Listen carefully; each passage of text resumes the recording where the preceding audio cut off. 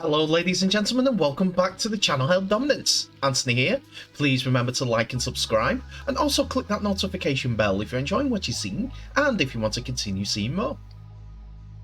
Coming up in this episode, we have NRL results and scorers from 5 games played over Saturday and Sunday, and Hull are negotiating release of their halfback. So this is my second video of the day, as there was a bit of rugby league action in another part of the world. Yeah, the NRL. Over Saturday and Sunday, there were 5 games, and I'm going to bring you the results, a little bit of the build-up, and the scorers, again, for those 5 games. Anyway, let's begin with our first game. Cronulla Sharks take on the Gold Coast Titans.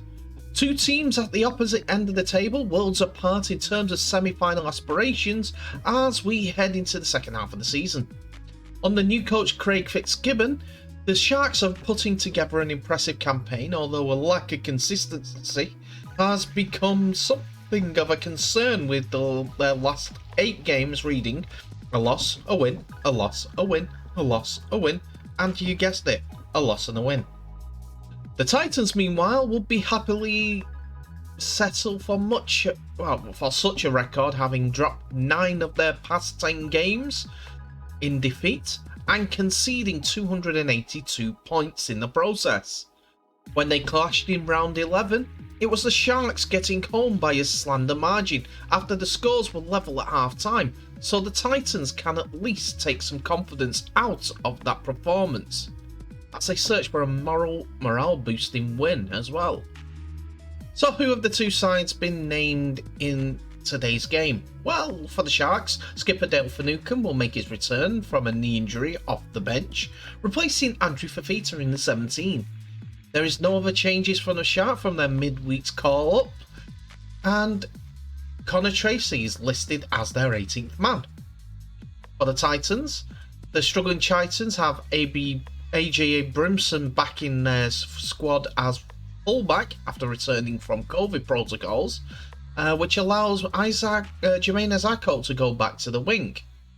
Essen Masters now drops to reserves, with Erin Clark taking a place in the side after a rib injury. Kevin Proctor dropped out of the squad on Friday and will likely return next week. And it was the Sharks that came away with the victory as they win 18 points to 10, with most of the point scoring being done in the first half. And all the games showed that the 18 points to 10 may be the victory, but half-time at 10-0 shows the Titans had put in a massive effort into the game. Take 2. So it was the Sharks who came away with the 18 points to 10 victory in a very even first half contest where we see it was 10 points all. It was Sione Katona that got the scoring off and running for the Sharks on the 10th minute, which was followed up by Matt Moylan on the 14th minute, before Bol Firma scored on the 18th minute. One of the tries were converted by Nico Hines and also Jermaine Azako. After Greg Mayhew scored on the 24th minute, that was a point scoring done in the first half.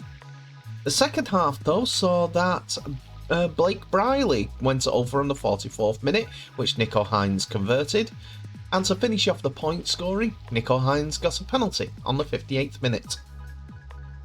Our next review and report comes from the Warriors facing the Panthers, as Stacey Jones' baptism as fire as an NRL coach continues with the rampant premiers coming to the town, looking to heap more pain on the Warriors. The Panthers could not have been more impressive in their demolition of Newcastle, while the Warriors started well enough against Cronulla, but fell away badly in Jones' first game at the helm.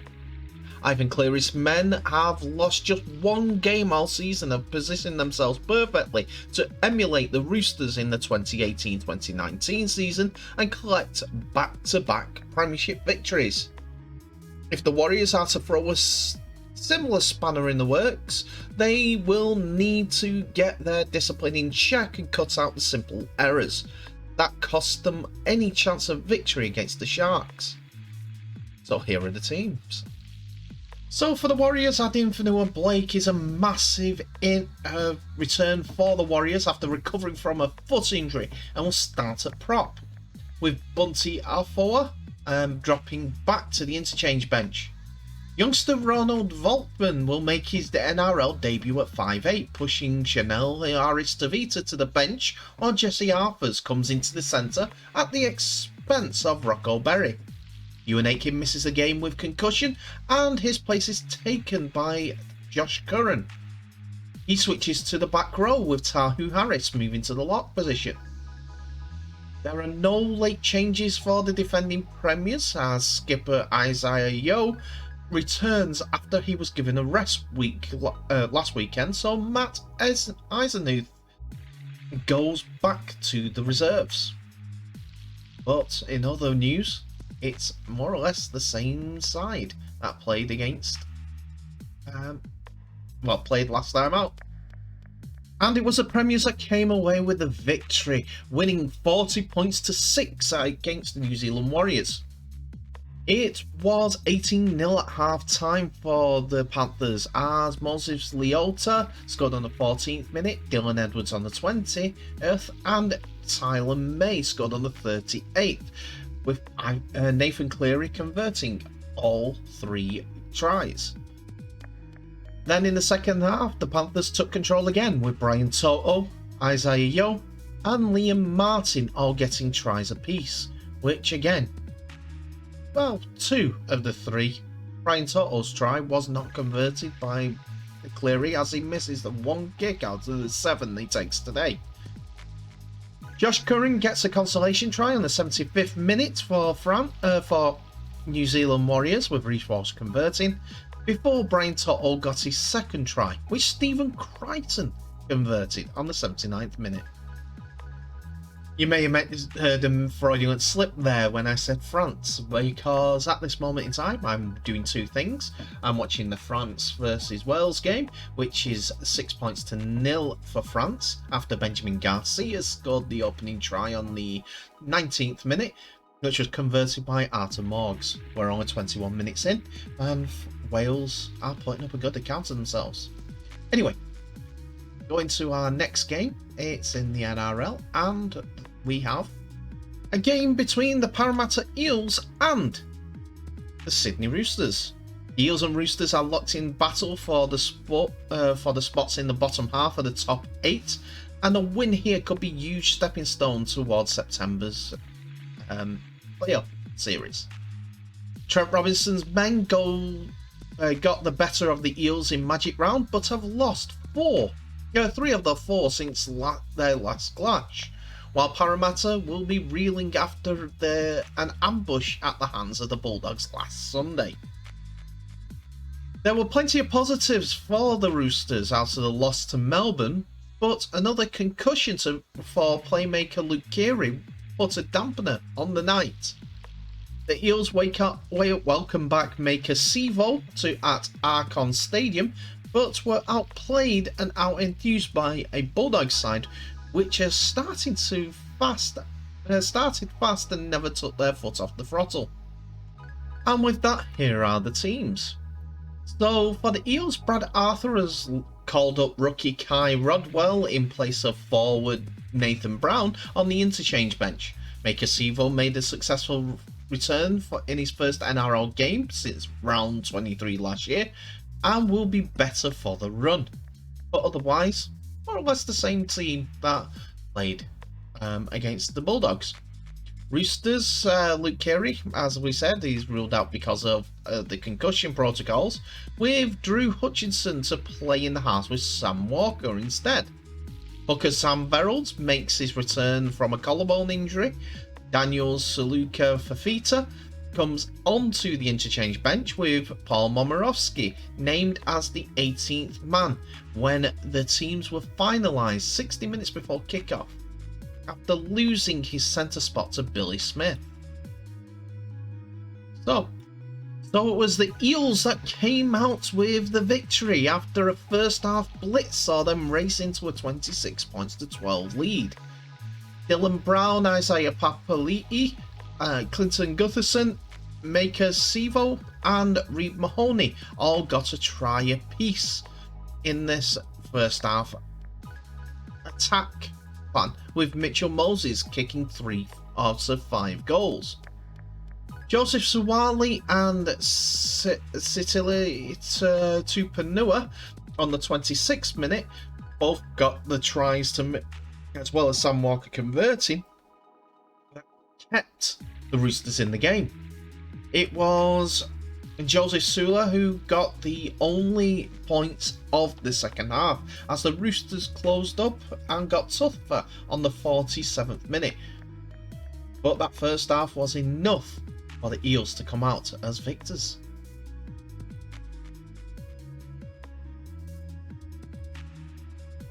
So before we move on to the NRL Sunday results and scorers, Josh Reynolds looks set to leave Hull FC, according to Hull Live. It is believed that the club and the player have been in talks over an immediate release from his contract, despite having 5 months left to run on his existing deal. The club's other players are believed to have been informed of the Australian's preparations of departure on Saturday, with the formalities of his exit being worked through before the rest of the squad returns to training on Sunday. It will bring a disappointing end to the spell at the MKM Stadium for FC's marquee man, thought to many to have been the club's highest paid player in their history. Reynolds was unable to live up to the billing ever since his arrival from West Tigers.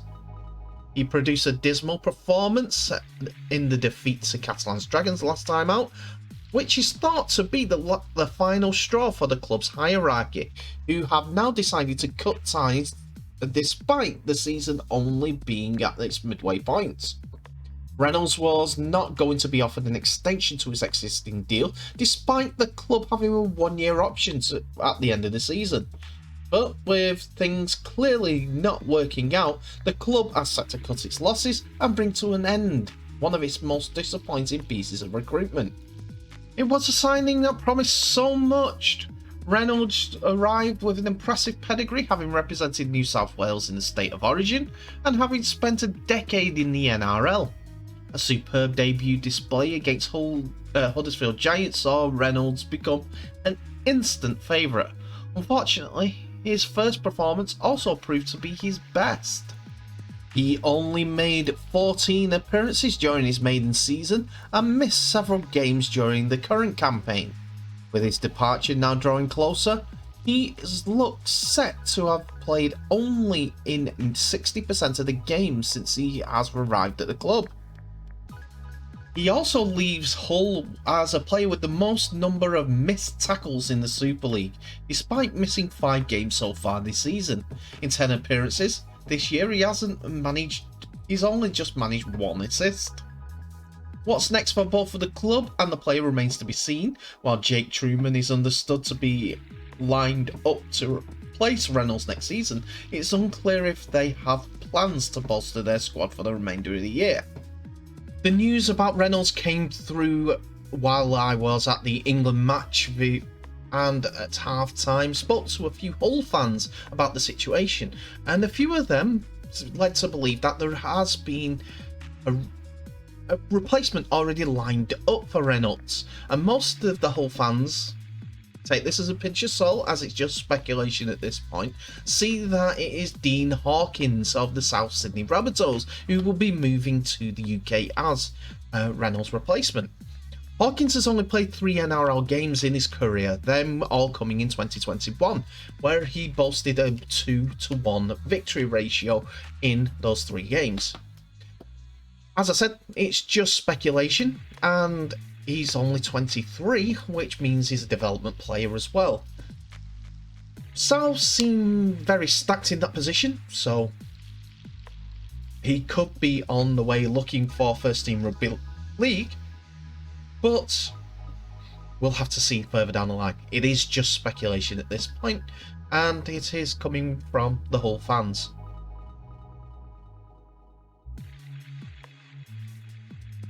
Let's return to the NRL now, as there are 2 games played on Sunday, and we have the results and scorers. First of all, the Newcastle Knights went to Canberra to face each other at the GIO Stadium. Their form in the last 5 rounds between them sees that there's just 1 win, but perhaps missing the full picture of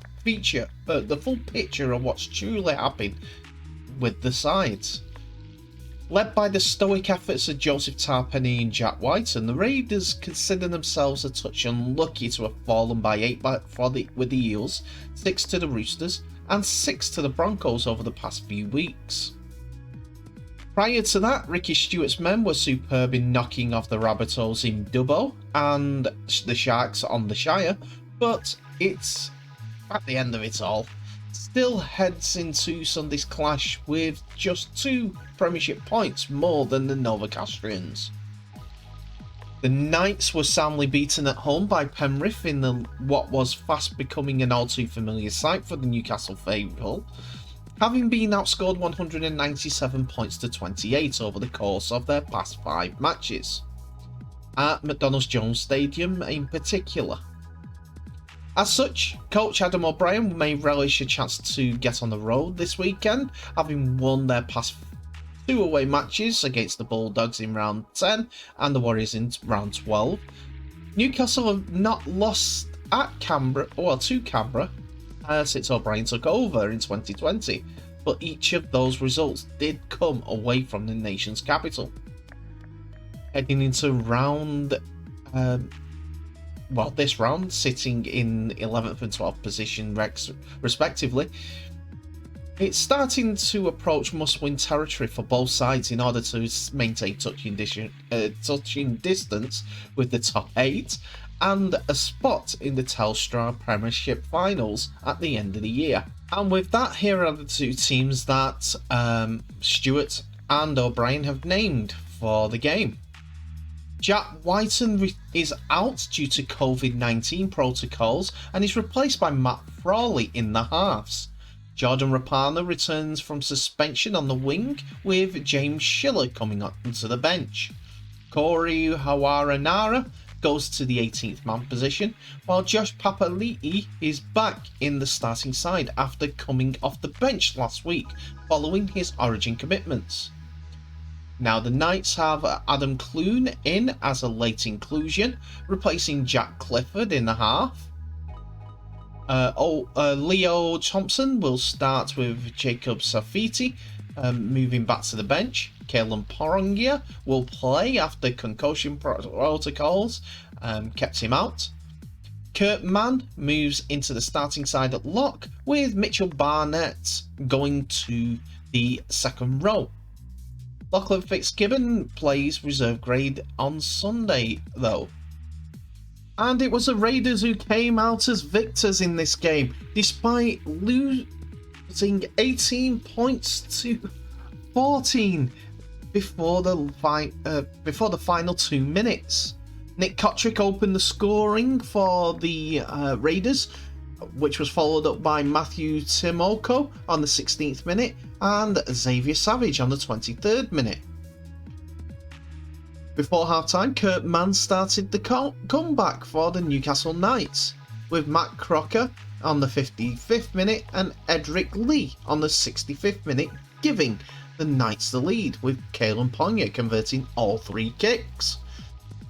To this point, Jamal Fogarty had only converted 1 from his 3 attempts, with 14 points to 6 lead at the scoreline at the half-time mark. But it was Hudson Young on the 78th minute and Jamal Fogarty's conversion on the last minute that saw the Raiders go on to win 20 points to 18. They had to do it the hard way, as before the Matt Crocker try, Elliot Whitehead was in the sin bin. So they were down to 12 men. And finally for this Sunday, the Bulldogs arrive at Combank Stadium on an absolute high, having dismantled arch rivals Parramatta Eels on Sunday in an upset of the season. They go on to face West Tigers in their final game on Sunday. Matt Burton and Josh Adokar running the muck out wide for the Bulldogs, and Tavita Pangai Jr. on a mission in the middle. The Bulldogs have stormed to their third win of the season and gave hope to better things to come in their run home.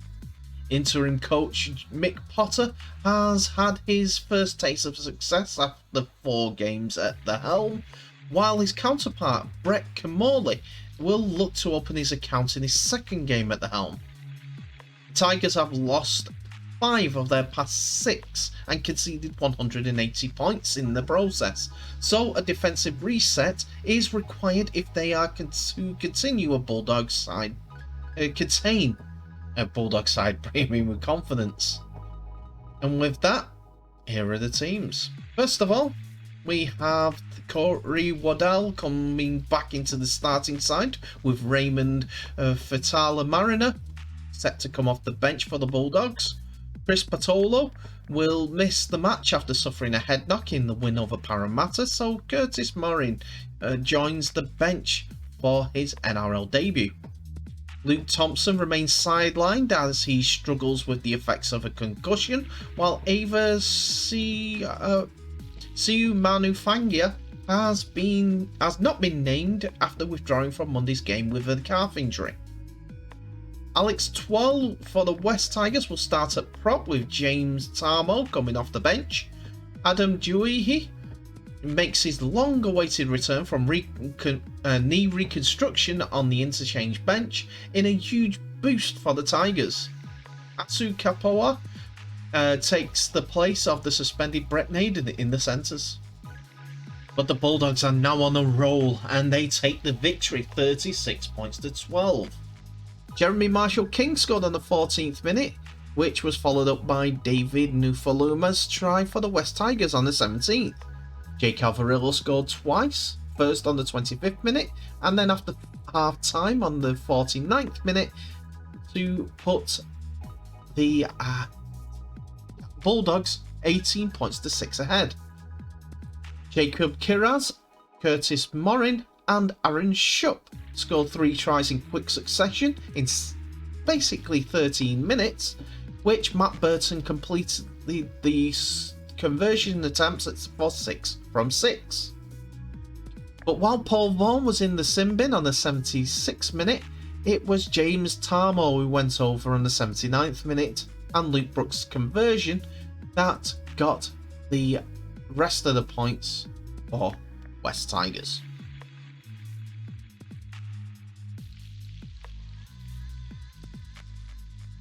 So that's it for another episode, ladies and gentlemen. Thank you so much for watching. Please remember to like, subscribe and click that notification bell for any new videos and also new updates that may be coming in the next few days when it comes to rugby league news. Tell me what your thoughts are of today's episode. I do hope you enjoyed it. Josh Reynolds being released is imminent. Not 100% complete, but it's looking like that it's going to be done. Tell me, Hull fans, what your thoughts are of Reynolds, if he's been as bad as what people keep trying to make him out to be. I don't think he was. I think it's just a little bit of misfortune. Tell me what your thoughts are of the 5 NRL games. Do you think that there is a team going to come surging up from way back, i.e. Canterbury Bulldogs, to get into the top 8? Or do you think it's pretty much set at this point with the teams that are there going to be in the finals? Comment below. But in the meantime, please remember to share this video worldwide so we can grow the community, grow rugby league and grow this channel in the consequence. And in the meantime, please stay safe. I wish you all the best and I'll see you in the next episode.